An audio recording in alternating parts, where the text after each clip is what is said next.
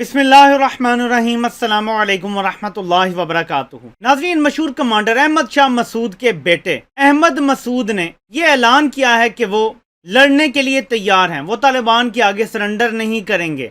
और उन्होंने अपील की है अमेरिका से और यूरोप से कि उनको पैसा दिया जाए, हथियार दिए जाएं। वो ये कहते हैं कि उनके पास लड़ने की एबिलिटी मौजूद है, उनके पास फौज भी तादाद में मौजूद है, लेकिन उनको सिर्फ असले की सप्लाई चाहिए होगी। नौबत यहां तक आ गई है कि रेजिस्टेंस ने अपना झंडा जारी कर दिया है। मैं आपको ये दिखाता हूं। ये नाजरीन रेजिस्टेंस का झंडा है जो पंजशेर में इन्होंने एक नई मूवमेंट शुरू कर दी है, जिसको लीड कर रहा है अहमद शाह मसूद का बेटा। पंजशेर के इलाके से वो शुरू करके ये रेजिस्टेंस पूरे अफगानिस्तान को तालिबान के कब्जे से छुड़ा सकते हैं, ये उन्होंने दावा किया है।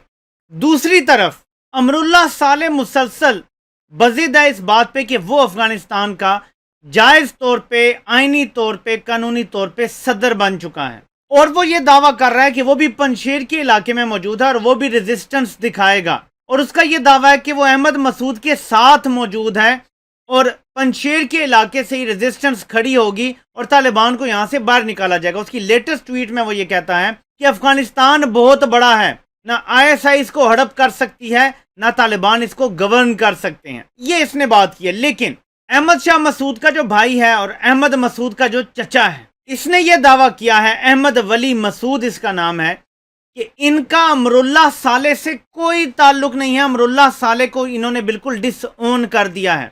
लेकिन इस बात का इन्होंने भी इजहार किया है कि अगर तालिबान इंक्लूसिव गवर्नमेंट बना लेते हैं तो फिर हम नहीं लड़ेंगे, लेकिन अगर तालिबान हिस्सा नहीं देते गवर्नमेंट में, सबको शामिल नहीं करते, तो फिर लड़ाई होगी, फिर पूरा अफगानिस्तान उनके खिलाफ खड़ा हो जाएगा।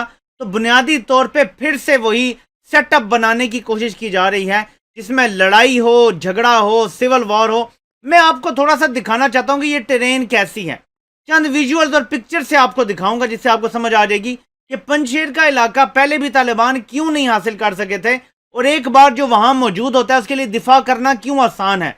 दिफाई लिहाज से पंजशेर का इलाका मैं आपको चंद पिक्चर से एक्सप्लेन करने की कोशिश करूंगा कि क्यों एक मजबूत तरीन इलाका है और इसको फतह करना इतना आसान नहीं है। लेकिन क्या रास्ता होगा तालिबान के पास, वो भी आगे चल के डिस्कस करते हैं। लेकिन पहले ये कुछ मनाजिर देखते हैं।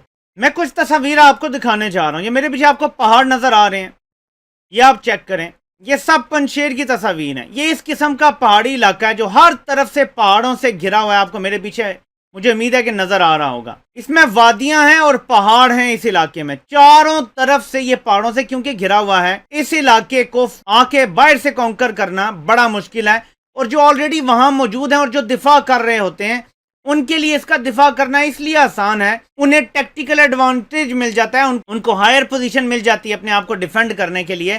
तो ये इलाका इसलिए तकरीबन नामुमकिन समझा जाता है कि कोई बाहर से आके इस पे कब्जा कर सकेगा। ये आपके सामने मैं तस्वीर चला रहा हूं, तो यकीनन आपको समझ आ गई होगी कि क्या वजह है कि तालिबान पिछली दफा भी इस इलाके पे कब्जा नहीं कर सके थे। खतरनाक तरीन पहाड़ हैं, चट्टियल मैदान है, वादियां हैं, बड़ा मुश्किल है कि वहां पे स्पीड, क्योंकि तालिबान ने स्पीड दिखाई है बाकी अफगानिस्तान में कब्जा करते हुए। लेकिन ये एक ऐसा इलाका है जो 1996 से 2001 के दरमियान भी तालिबान यहाँ तक नहीं पहुंच सके थे। तो ये एक मुश्किल इलाका है और यहाँ पे अहमद शाह मसूद का बेटा जाके छुप गया है। और जो अहमद शाह मसूद का भाई यहाँ आया हुआ अहमद वली मसूद, वो भी अगर मुज़ाकरात से उसको हिस्सा नहीं मिलता इक़्तिदार में, अहमद मसूद को, अहमद वली मसूद को और इन सब लोगों को, तो वो भी फिर रेजिस्टेंस के लिए इसी इलाके में चला जाएगा। तो ये तो मैंने आपको इलाका दिखा दिया है।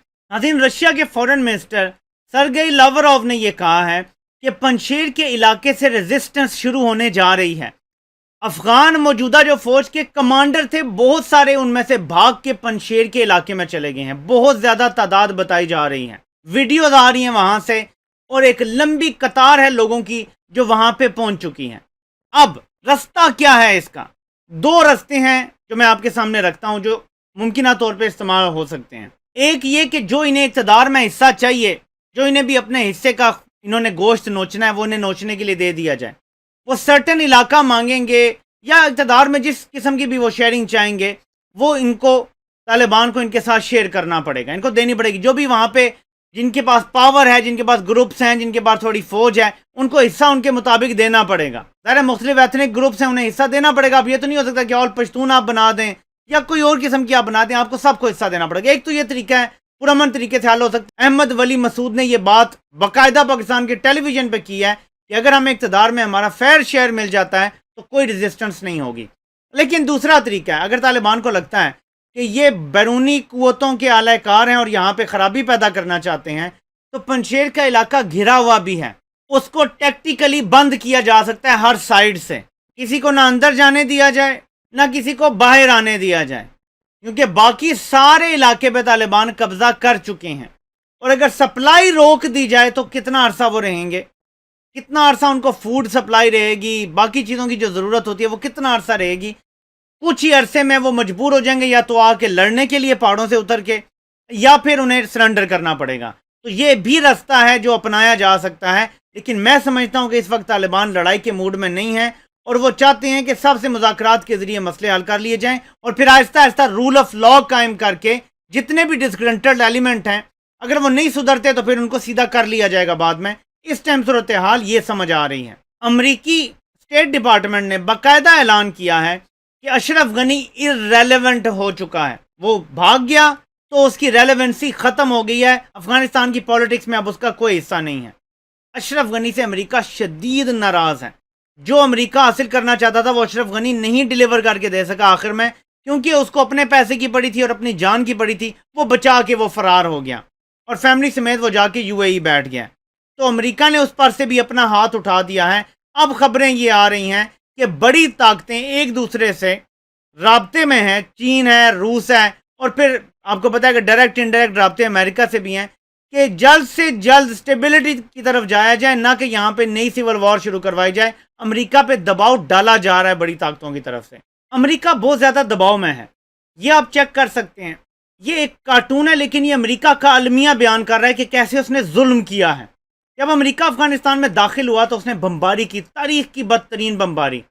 جب امریکہ افغانستان سے نکلا تو لوگوں کو جہازوں سے، اڑتے جہازوں سے گرا کے نکلا۔ یہ المیہ ہے، اس لیے امریکہ دباؤ میں ہے، اور اس لیے عالمی طاقتیں میں سمجھتا ہوں کہ امریکہ پہ مزید دباؤ ڈالنے کی پوزیشن میں ہیں اس وقت، کیونکہ اب امریکہ واحد سپر پاور نہیں ہے، بلکہ اب باقی طاقتیں بھی اس کے ساتھ آ کے کھڑی ہو رہی ہیں جو اس کا مقابلہ کر سکتی ہیں۔ تو امریکہ بھی نہیں ہے کہ جس کی لاٹھی اس کی بھینس، امریکہ کو بات ماننی پڑے گی۔ اب دیکھتے ہیں کہ کب تک تسلیم کی جاتی ہے یہ نئی حکومت، اور پھر اس کے بعد ان کے اوپر جو سینکشنز لگنے کی وجہ سے ان کا پیسہ روک لیا گیا ہے۔ IMF نے روک لیا ہے پیسہ، جرمنی نے جو گرانٹ دینی تھی پتہ نہیں 63 کروڑ ڈالر کی وہ روک لی ہے، امریکہ نے 9-10 ارب ڈالر روک لیا ہے۔ تو اس ٹائم طالبان کو پیسے کی بڑی ضرورت ہے۔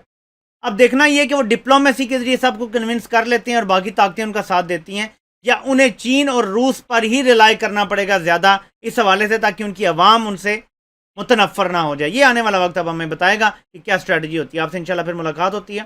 اللہ پاک آپ سب کا حامی و ناصر ہو۔ آپ سب کے سننے کا بہت بہت شکریہ۔